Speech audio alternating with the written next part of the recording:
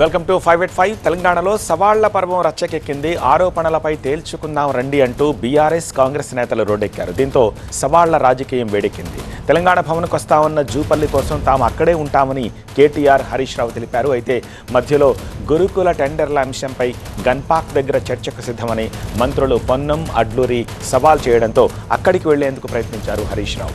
Harish రావుని arrest చేసే క్రమంలో నాటకీయ పరిణామాలు చోటు చేసుకున్నాయి.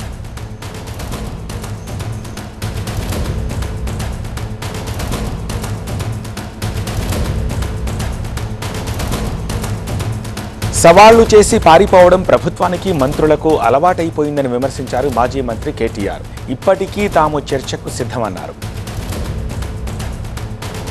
గన్ పార్క్ పోతే మళ్ళీ చార్మినార్ కాడికి రా అంటాడు, చార్మినార్ పోతే కొల్లాపూర్ రా అంటాడు. ఏం చేయాలి నేను? ఆయన పారిపోయేటోని ఇప్పుడు నిద్రపోయేటోని లేపొచ్చు, నిద్ర నటించడం ఎట్లా లేపాలి నేను? శాతగాని వాళ్ళకు మాటలు ఎక్కువ, చెల్లని నానానికి గీతలు ఎక్కువ అని శాతగాని మంత్రులు, శాతగాని ముఖ్యమంత్రి డైలాగులు కొట్టడం పారిపోవడం కాదు. చేతనైతే అసెంబ్లీ పెట్టు, ఆడయ్యేందుకు అసెంబ్లీలో తెలుసుకుందాంపా. అయితే బీఆర్ఎస్, కాంగ్రెస్ మధ్య సవాళ్ల రాజకీయాన్ని డ్రామాగా అభివర్ణించింది బీజేపీ. అబద్ధాలకు ఆస్కారిస్తే రెండు పార్టీలకే దక్కుతుంది అన్నారు. కాంగ్రెస్, బీఆర్ఎస్ వైఫల్యాలను ప్రజల ముందుంచుతామన్నారు. తెలంగాణ రాష్ట్రంలో ప్రస్తుతం జరుగుతున్నటువంటి కాంగ్రెస్, బీఆర్ఎస్ పార్టీ నాయకులు ఆడుతున్న నాటకాలను చూసి తెలంగాణ ప్రజలు బిగ్ బాస్ షోను గుర్తు చేసుకుంటున్నారు. బిగ్ బాస్ షోను మైమనిపించే విధంగా వీళ్ళు నటిస్తలేరు, నటులు జీవిస్తున్నారు రెండు పార్టీల నాయకులు. కాబట్టి మీ డ్రామాలు ఆపండి, మీరు ఆడుతున్న నాటకాలు ఆపండి. ఓవైపు కాంగ్రెస్, బీఆర్ఎస్ సవాళ్ల రాజకీయం, మరోవైపు ఈ రెండు పార్టీలను టార్గెట్ చేస్తూ బీజేపీ విమర్శలు చేస్తూ ఉండడంతో రాబోయే రోజుల్లో ఈ పరిణామాలు ఎలాంటి మలుపులు తిరుగుతాయో అనే ఆసక్తి నెలకొంది.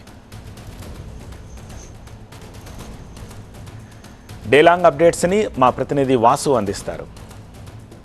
కాంగ్రెస్, బీఆర్ఎస్ మధ్య ఇటు అప్పులు, లెక్కలు, అదేవిధంగా గురుకుల టెండర్ల స్కాములు సాక్షిగా సవాళ్లు విసురుకున్న సిచ్యువేషన్ కనిపిస్తుంది. ఈరోజు ఉదయం 11 గంటలకి మంత్రి జూపల్లి కృష్ణారావు తెలంగాణ భవన్కి వస్తాను, కేటీఆర్ కూడా రావాలి, అప్పుల మీద చర్చిస్తామని కామెంట్ చేసిన నేపథ్యంలో సో ఈరోజు ఉదయం 11 గంటలకి ముందే కేటీఆర్ వచ్చారు, హరీష్ రావు వచ్చారు. సో ఈ నేపథ్యంలోనే మళ్ళీ మంత్రులు ఇక్కడి నుంచి అక్కడికి ఏదైతే మళ్ళీ ఉందో గన్ పార్క్ వద్దకు రావాలని చెప్పిన నేపథ్యంలో సో జూపల్లి కోసం ఇక్కడ కేటీఆర్, అదేవిధంగా అక్కడ మంత్రులతో చర్చించేందుకు హరీష్ రావు బయలుదేరారు. హరీష్ రావు బయలుదేరంగానే భవన్ బయట పోలీసులు అడ్డుకొని అనుమతులు లేవు, లా అండ్ ఆర్డర్ ప్రాబ్లం వస్తున్నట్టు కూడా అడ్డుకున్న సిచ్యువేషన్ కనిపించింది. అక్కడి నుంచి చాలాసేపు పోలీసులకి, బీఆర్ఎస్ కార్యకర్తలకి హరీష్ రావు మధ్య తోపులాట జరిగిన సిచ్యువేషన్ కనిపిస్తుంది. సో అక్కడి నుంచి మళ్ళీ హరీష్ రావుని కంచన్బాగ్ పోలీస్ స్టేషన్కి తరలించారు. అక్కడ దాదాపు 2 hours అక్కడ ఉంచిన సిచ్యువేషన్ మనకు కనిపిస్తుంది. ఇక కేటీఆర్ ఇటు మంత్రులు ఏదైతే సవాల్ విసిరారో అక్కడికి వెళ్లేందుకు, ఏదైతే అమరవీరుల స్తూపం వద్దకు వెళ్లేందుకు కేటీఆర్ కూడా బయలుదేరారు. కేటీఆర్ కూడా పోలీసులు భవన్ బయట అడ్డుకొని అనుమతి లేదంటూ కూడా చెప్పడంతో కేటీఆర్ కూడా కొద్దిసేపు పోలీసులతోటి వాగ్వాదం జరిగిన సిచ్యువేషన్ మనకు కనిపించింది. ఓవరాల్గా చూసుకుంటే బీఆర్ఎస్ పార్టీ దీన్ని ఒక కాంగ్రెస్ పార్టీ సెల్ఫ్ గోల్ చేసుకుంది అన్నట్టు కూడా చెప్తున్నారు. ఎందుకంటే మంత్రులు సవాలు చేస్తారు. సో ఒకరేమో భవన్కి వస్తా అన్నారు, ఒకరు ప్రెస్ క్లబ్ అన్నారు, లేదు ప్రెస్ క్లబ్ కాదు, మళ్ళీ ఇటు తెలంగాణ అమరవీరుల దగ్గర అని చెప్పేశారు, గన్ పార్క్ దగ్గర అని చెప్పారు. కానీ ఎక్కడికి వాళ్ళు ఇచ్చిన సవాల్కి సంబంధించి ఎక్కడికి స్థిమితంగా లేరు అంటున్నారు. సో వాళ్ళు అక్కడికి రమ్మన్నారు కాబట్టి మేము ఇక్కడి నుంచి బయలుదేరితే మమ్మల్ని అడుగడుగున పోలీసులు అడ్డుకుంటున్నారు అంటూ కూడా చెప్పుకుంటూ వచ్చారు. సో పోలీసులు నిర్బంధించారు మమ్మల్ని వెళ్లకుండా అని చెప్పారు. మంత్రులు సవాళ్ళు విసిరి భవన్కి రాకపోవటం, దాంతోపాటుగా వాళ్ళు చెప్పిన ప్లేస్కి మేము వెళ్తానంటే ఇటు పోలీసుల ద్వారా అడ్డుకోవటం.